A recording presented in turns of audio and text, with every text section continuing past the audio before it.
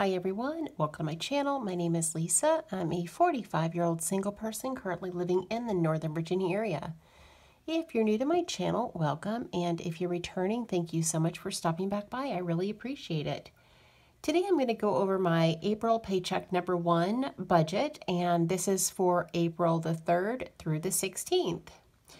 So as usual, I went ahead and laid everything out just to save some time. And I am still using the Clever Fox dotted journal, and this is in a rose gold color.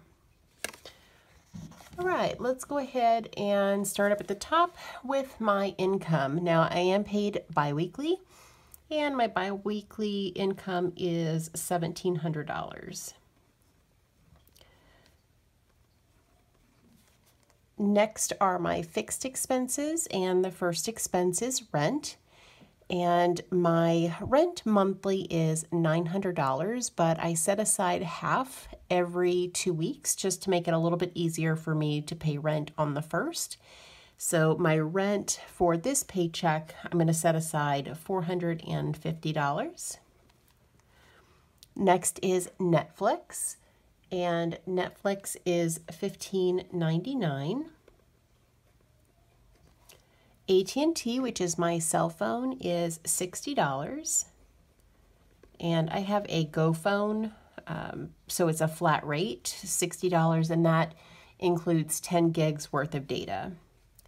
Next are taxes, and this is just property tax, and it is $40.57. Dog license, and that is yearly here in my county, and that is $10. All right, moving into my debts. The first debt that I have is an auto loan, and this is a car I no longer have. I got into an accident. The car was a complete loss, and I'm paying off the difference between what insurance paid and what was owed on the car. My total biweekly minimum payment is $207.69. Next is a credit card, and the biweekly minimum payment is $165. Last debt is a personal loan, and the biweekly minimum payment on this debt is $100. So that is total fixed expenses of $1,049.25. Moving on to my cash expenses, the first expense is food, and that's going to be $200. Now, typically my weekly food budget has been $60, but since we have a stay-at-home order here in the state of Virginia, I'm finding that I'm spending more money on food than I normally would. And I don't know that I'm buying a lot more than I usually would. I think I'm probably having to purchase a lot of brand name items, whereas usually I would just pick up the Walmart brand. So I am finding an increased cost of food. Next is household, and this is for toiletries, toilet paper, paper towels, if you can find them, household cleaning products, all that kind of good stuff. And that is going to be $20. So $10 per week for household, and then of course $100 per week is my food budget. Next is gas for my car. That's going to get $25. Now, I have been working from home now since March the 17th. So this is, I think this is I'm into my 3rd week now. Yeah, I think I'm into my 3rd week. And I still have 3/4 of a tank of gas in my car from the 17th. I filled up that day. I don't really expect to spend the $25, but I at least want to include it in my budget just in case. Next is fur babies, and I have a puppy and kitty that are spoiled rotten. So fur baby budget goes towards wet food, dry food, kitty litter, treats, all that kind of good stuff. And their budget is $50, so $25 per week. Next is carpool. Now I'm not carpooling right now, so that will stay at $0. Now the state of Virginia is under a stay-at-home order until at least June 10th. I guess that can change. Maybe we'll go back to work sooner, maybe later, who knows. And whenever that happens, I will go back to carpooling with the 3 other ladies that I was carpooling with before we were quarantined. Next is the vet, and that's going to get $40. I have an appointment on April the 4th to get my puppy and my kitty's nails trimmed, and then to get caps put on my kitty's front paws, and it's going to be about $38, including a tip. Next is eating out, and eating out is going to get $20, so $10 per week, and that's just enough to get some wings at the local pub here. They have a wing night every Wednesday night, and even though we're not able to go in and sit down, you know, a bunch of us girls would usually go on a Wednesday, I'm still going to try to order wings and just go pick them up. I don't know that I'll do it every week, but I at least want to set aside some money so that should I choose to do that, I'll have the funds there. I don't know if you guys can hear the sirens in the background. I've been hearing a lot of that lately, and it's very unsettling. I hope whoever it is okay. All right, moving on to, well, I guess we should probably total the cash expenses. Cash expenses is $355. I did add all this up earlier. I even double checked it. I'll go back and triple check it before I finish everything up, just in case I made an error, but I think that's correct, $355. Moving on to my sinking funds. The first fund is medical. That's going to get $10, so $5 per week. Beauty is going to get $10. Gifts, $10. Clothes is going to also get $10. And fur babies, also $10. So $5 per week for all of my sinking funds. So that totals $50. All right, let's go ahead. Let me add all this up just to be sure that I didn't make any errors. I'm going to start up here with my fixed expenses.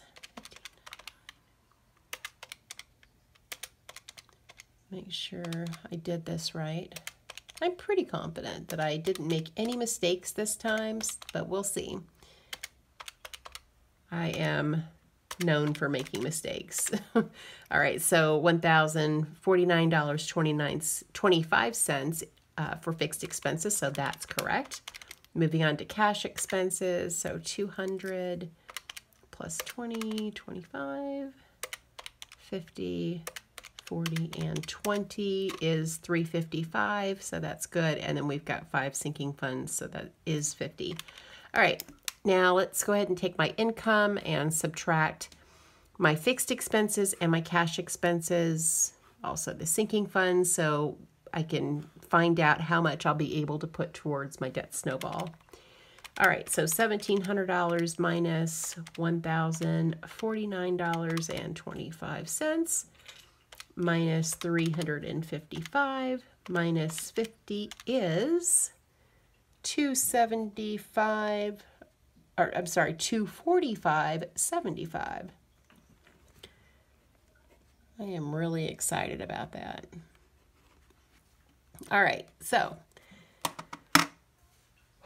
I had already, of course, added everything up, so I already knew that I was going to have some money left over, and I am going to go ahead and take this $245.75 and I am going to apply it to the auto loan.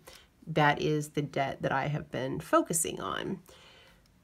So $207.69 plus $245.75.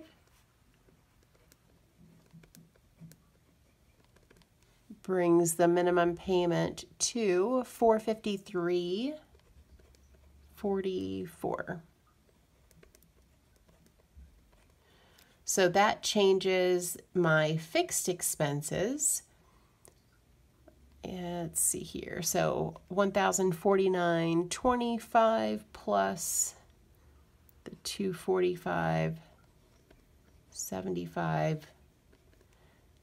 will bring it to $1,295 to balance that budget. All right. So now that I've done my budget, let's go down here and go over my debt breakdown. All right, so the first debt is the auto loan. Again, this is a car I don't have anymore. I have a car that I got into an accident. It was a total loss. I'm paying off the difference between what insurance paid and what was owed on the car.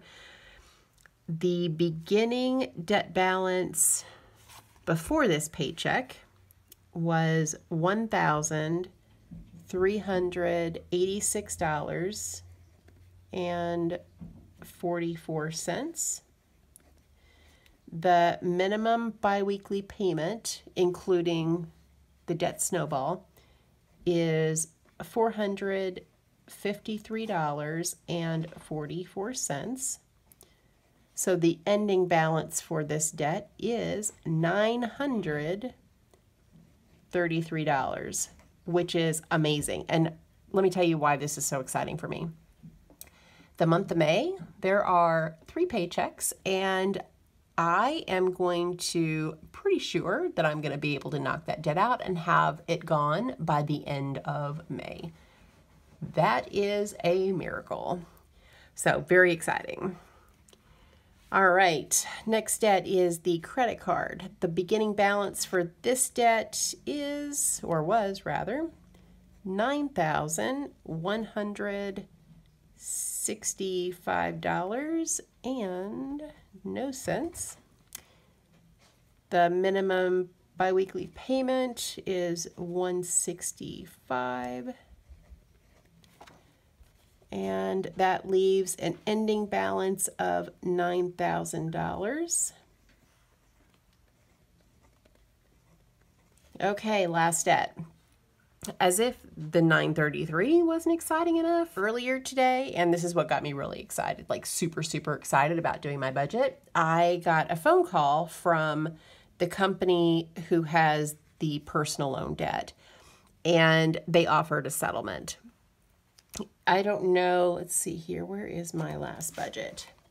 So the balance of the personal loan as of my last paycheck was $12,500, and they had called and offered a settlement of $6,400. So I took it because here in the next couple of weeks, this auto loan is going to be gone, and that's going to free up $207.69 every 2 weeks. And so the extra money that I'm now going to be paying on the personal loan is not going to be an issue. I'll have plenty of money in my budget. So the beginning balance now is $6,400, down from $12,500. So the minimum payment for this paycheck is still going to be $100. My new minimum payment won't start until next paycheck. So that is an ending debt balance of $6,300. The new biweekly payment is $200, I think $252 is the new payment. So not too much more than the 100, and definitely less than the difference is less than what I was normally paying on the auto. So I'll still have extra money to throw at my debt. Have a little bit extra at least. All right, so the beginning debt total was $16,900. $51.44 minus the bi-weekly payment this time, which is $718.44, is an ending debt balance of $16,233. That is really exciting.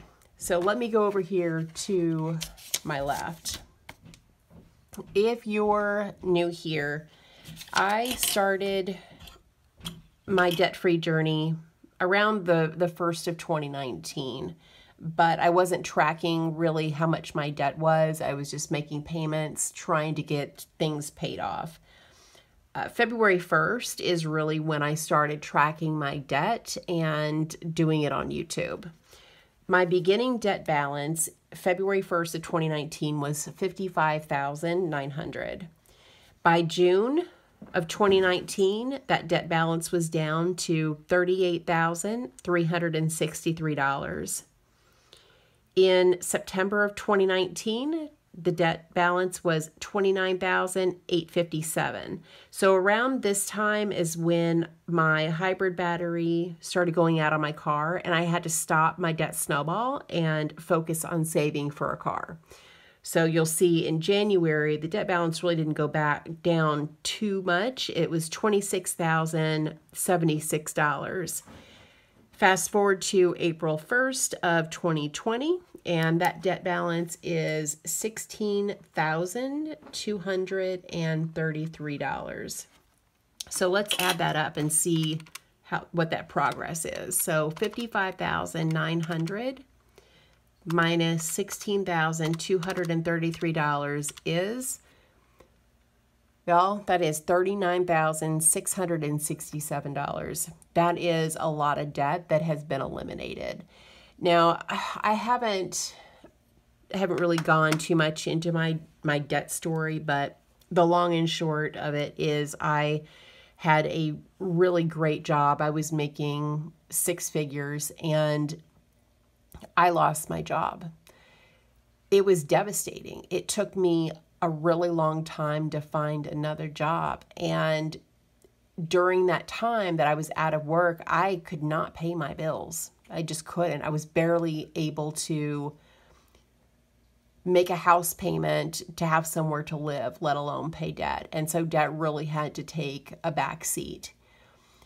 Once I finally got back on my feet again and I started to pay my debt off, they had already gone and sold the debts to third-party collections. So I have been able to settle quite a few debts. Now, I'm not completely absolved from paying the difference between what the debt balance is and what they settled. I still owe ordinary income tax on it. I'm going to get a 1099-C for cancellation of debt on those debts, but it's still less than the full amount. And if you think of it like this, third-party collection agencies pay pennies on the dollar for these debts.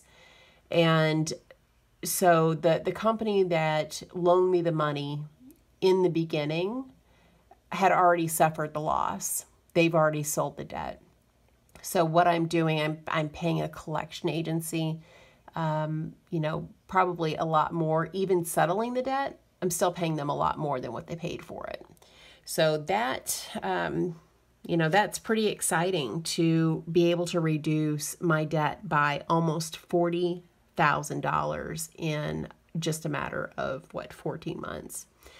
So it's an exciting month for me. I know it's crappy for a lot of people. I know there are a lot of people that are out of work, and it makes me, I don't know, I hate to be so excited about it because I know so many are suffering, but I have to celebrate the wins because I have been in a dark place for a long time with all this debt just really weighing me down. And it is a miracle that I have been able to knock out that much. So That is enough for me, guys. Thank you so much for watching. Thank you for supporting me. Leave me comments. You know, I read every one. I will reply to as many as I possibly can. Thank you for watching, and I hope you have a great day or night wherever you're at. Bye.